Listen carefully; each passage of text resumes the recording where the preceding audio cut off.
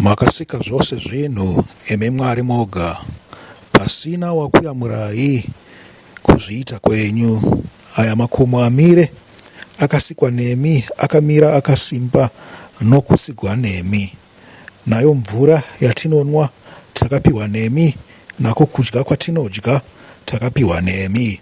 Makasika vanhu imi nokufana nemi, mukavapa zvinhu zvose zvikavakodzera. Nhasi vose vanotenda nezvizvipo zvenyu, tipei mwoyo inokudai sokutida kwenyu. Amen. Zuva reSabata rosvika, mumvuri yorebesa, rima rosvika, Sabata rotanga. Ndinovimba kuti makava nevhiki rakanaka, kana tichifunga kuti makanga mune zuva remutambo wamavhiki kana kuti rePentecost. Ndinovimba kuti makava nemaservices akanaka kwose kwamanga muri. Nhasi uno toda kungotaura kanyaya kaduku duku, vhiki rokutanga kubva pamusi wePentecost, kuti zvinomborevei kuti vanhu makanga makamirira mazuva ose aya kubva musi wafa Ishe wedu Jesu Kristu, makaverenga mazuva 50 makasvika pazuva rePentecosta, makanga makamirira kuburuka kweMweya Mutsvene. Naizvozvo Mweya Mutsvene tinoukudza manzwa pamunyengetero wataitapo, kuti imi Mwari makasika nyika moga musina wakubetserai. Asi izvokwadi here izvozvo kuti pakanga pasina mubetseri? Hatika zvinonzi inzwi rakanga riripo nomweya wakanga uripo zvakare, panga pane vabetseri kapo. Asi zvinhu zvose izvi tinozvitora sechinhu chimwe chete nekuti zviri kubva pana Mwari. Ndosaka rumbo ruchiti panga pasina mubetseri. Handei tinoverenga tichienderana pamberi nechirongwa cheMweya Mutsvene, timbonotarira zvakavanzika Gosperi rakanga riripo kuOld Testament. Ngatiendei tinoverenga pana Numeri 20. Makaenda pana Numeri 20 tinoverenga kubva pavhesi 22 zvida kusvikira kwayakaperera. Pane mavhesi mashoma. Vanotaura pamusoro pekufa kwaAroni. Amen. Zvikanzi ungano yose yeIsraeri yakasimuka kubva kuKadeshi uye vakasvika pagomo reHori. Amen. Gomo reHori munoriziva here? Gomo reHori vanhu vanonyanyorikanganisa negomo reSinai, asi minoda kuti muzvitore sechinhu chimwe chete. Dzimwe nguva vanoti pagomo reHori, dzimwe nguva vanoti pagomo reSinai. Asi kana ndakazvitarisa ndoita kunge pane kamufambo, zvinokwanisa kunge chiri chinhu chimwe chete. Ndambopera ndaenda kuIsraeri, asi nokwanisa kunge riri chinhu chimwe chete. Igomo reHori ravakatanga kusvika vachibva paSinai, kana kuti vakanga vatoripo pagomo reHori pavakanga vari paSinai. Muri kuzvizwa? PaSinai ndo pakaita sei? Ndo pakaburuka mirayiro, zuva rokuburuka kwaMwari wakauya pamusoro pegomo.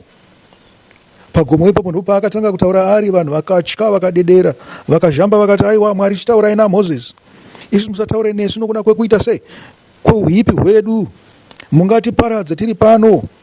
Zvikanzi makambozvinzwa kupi kuti vaMwari vanotaura navanhu? Iwe Mozisi, chienda pedyo, uswedere pedyo naMwari, unzwe zvaanotaura, ugouya wozotiudzawo. Naizvozvo ndo pakatangira chii? Vaprofita vaMwari. Sokuziva kwedu mushure mekunge vapuwa murayiro, Mozisi wakava muprofita wekutanga wesungano. Amen. Muri kupanzwa? Asi pakazoitawo mumwe munhu wakanga wakakosha kuna Mwari, wainzi waishumira pakati paMwari navanhu. Zvikanzi munhu iye akanga ari mutsvene kupfuura Mozisi pachake. Zvikanzi vanhu vakanga vakafanirwa kumubata neutsvene, vanhu vakanga vakafanirwa kumukudza, vanhu vakanga vasingafanirwa kungosvika pedyo naye, nekuti ndiye waipa zvokudya zvaMwari, ndiye akanga ari mushumiri waMwari. Muri kupanzwa? Munhu iye akanga ari mutsvene ainzi Aroni. Zvikanzi vabatsiri vake vanakomana vake akanga ane vanakomana vana chete,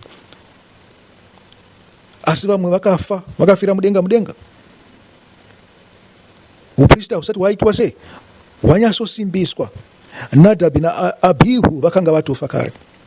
Kwakasara ani Eliaza naItama. Ndo kunobva dzimba dzavaprista dzose dzamunonzwa navaprista vose vamunonzwa.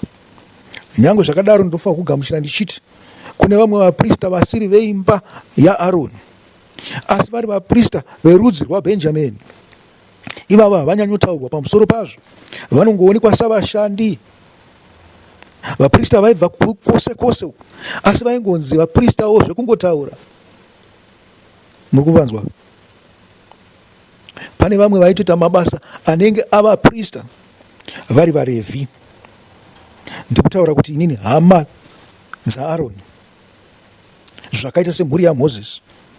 Makanzwa unzi Jonatani wakazova muprista wevanhu vaDhani, asi paaishumira ari muprista waMwari, uyezve anga ane zvifananidzo mukati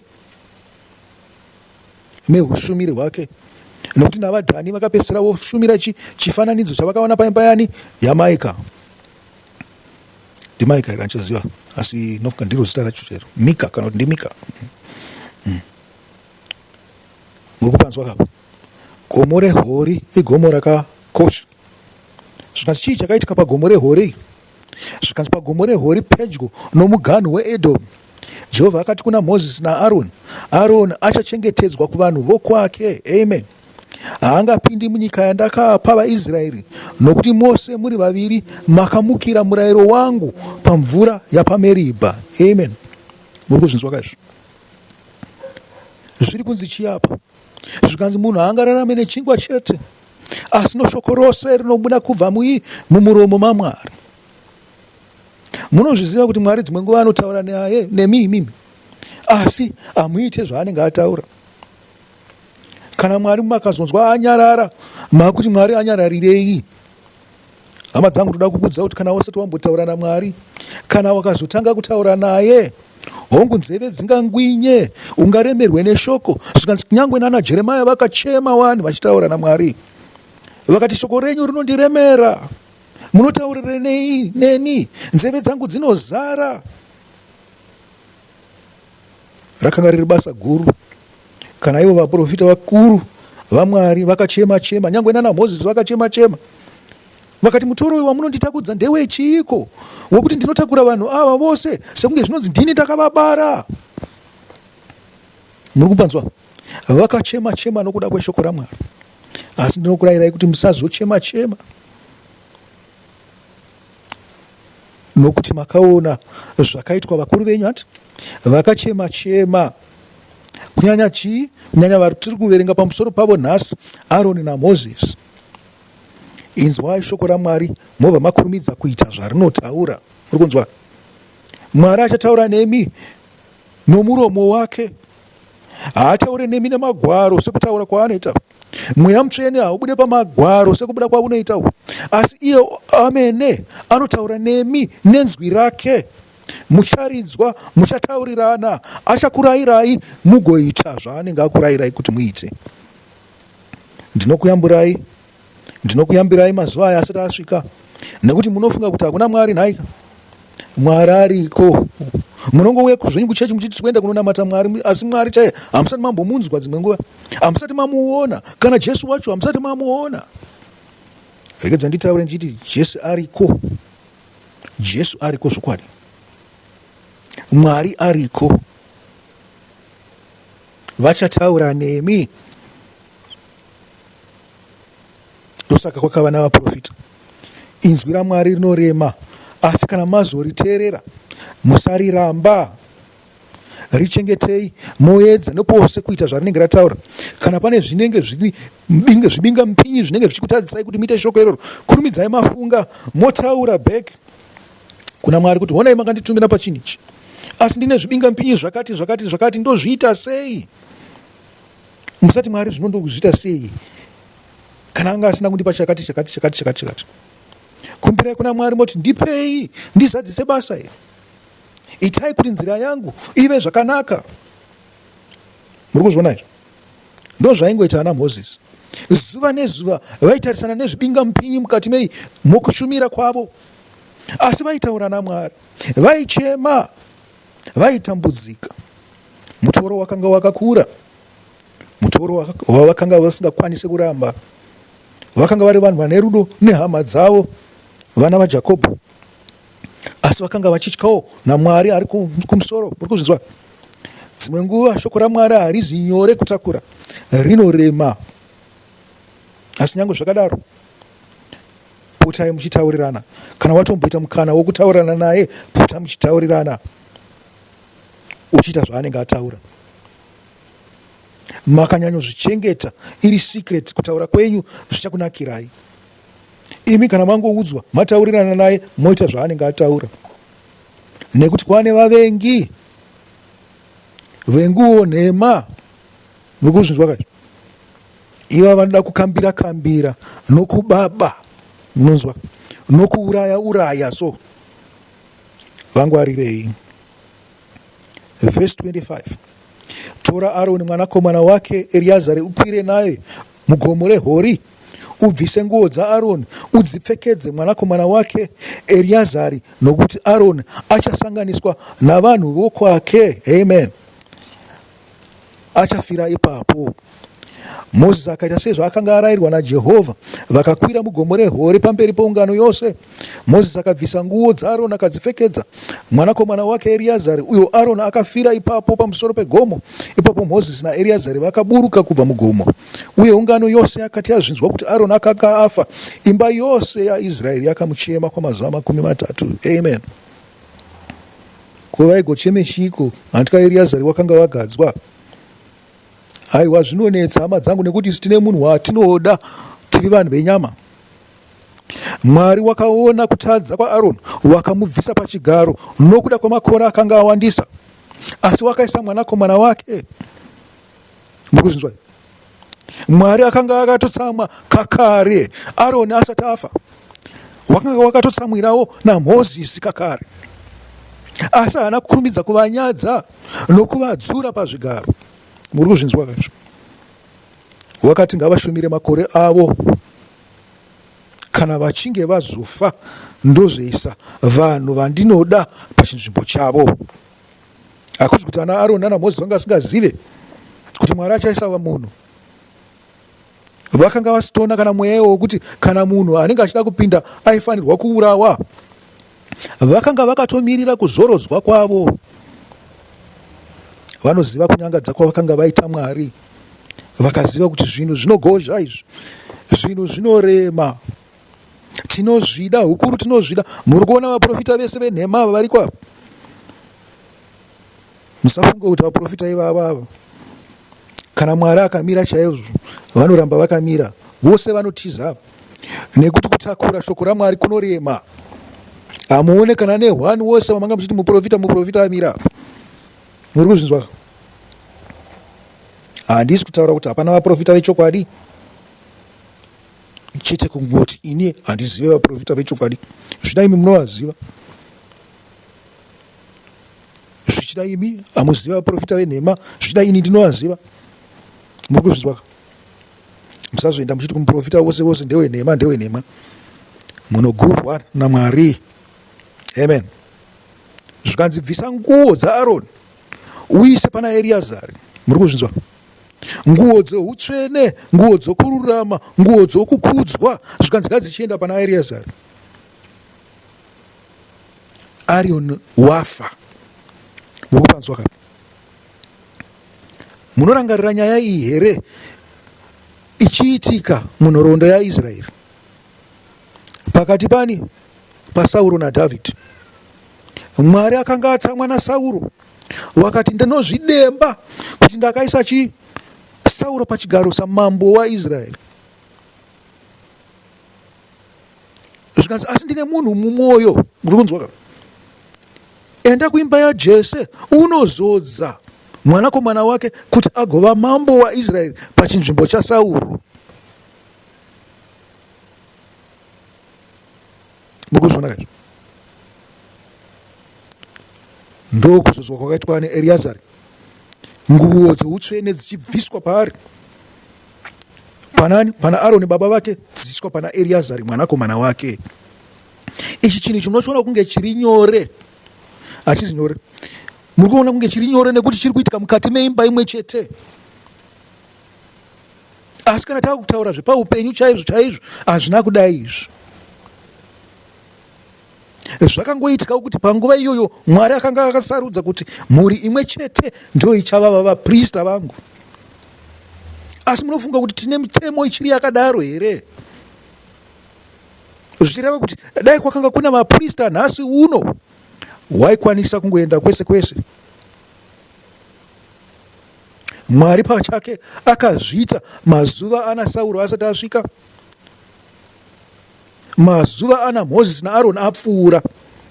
Wakazviita panguva ipi? Wakazviita paakagadza Samueri muoni, munhu waMwari. Nekuti akabvisa uprista mumba maEri, iye akanga ane vanakomana vaviri, Hofni naFinehasi, vaifanirwa kugara panzvimbo chake. Wakahwisa kuimba yani? Imba yakanga iri kunze. Muri kuzvinzwa? Padzimba dzeuprista ipapo pane dzimwe dzimba duku nedzimwe dzimba huru. Zvikanzi wakabvisa paimba huru wakaisa paimba diki diki. Murume waibva zvake Efremu uko kwaaigara kumakomo uko, ndiye akanga ari baba waSamueri.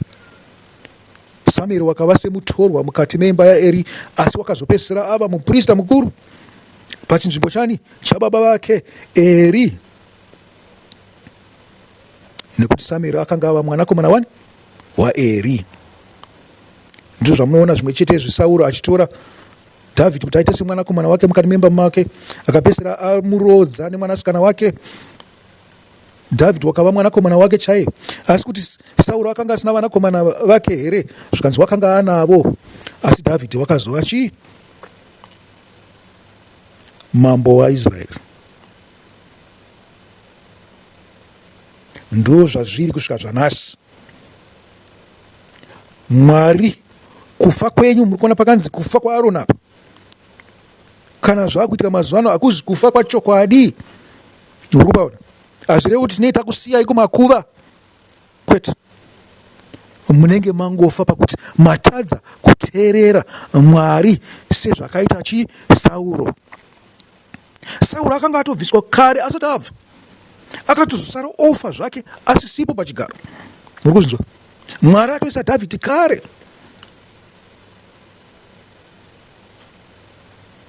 Mwari wakangomirira kufa. Kana iye Dhavhidhi akatongomirira kufa kwani kwaSauro, haana kuda kumunyadza kuti ndindaa mambo ini, ndakutouraya imba yako yose, kwete. Zvikanzi imba yemuzodzi waMwari haingafe paruoko rwangu, ini nditori pati yeimba iyoyo. Sauro ndibaba kwandiri, ndosaka aichema achiti baba vangu Sauro, baba vangu Sauro.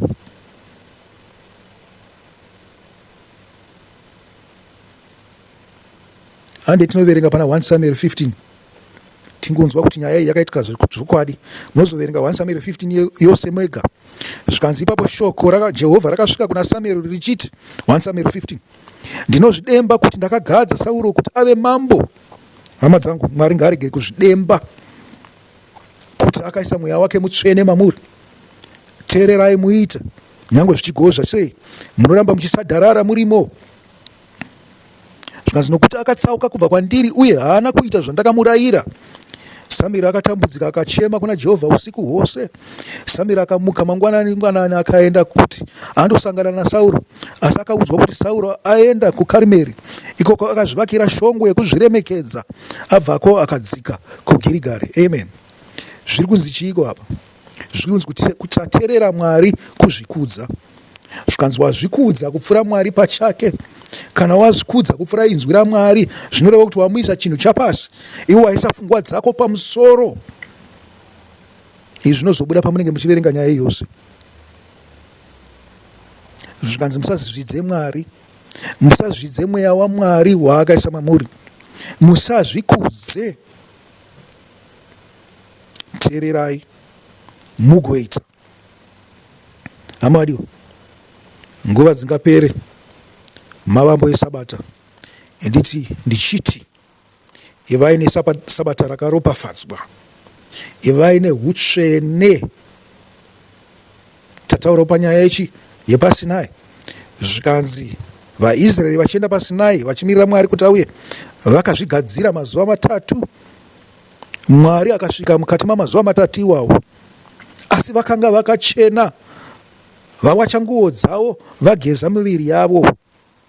Nemiwo zvichenese mukati mesabata, kuti tusanguku twasatani tusakubatei pamusi wesabata. Muzvidze sabata raMwari, munyangadze Mwari iye wamuri kuda kufadza. Teererai shoko raMwari, muite sokuda kwake, musazvidze Mweya Mutsvene. Iri shoko iri ratinoona muBhaibheri ritone Mweya Mutsvene kudhara,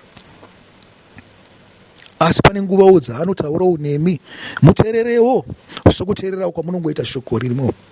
Naizvozvo Mwari paanoti itai chakati, moita.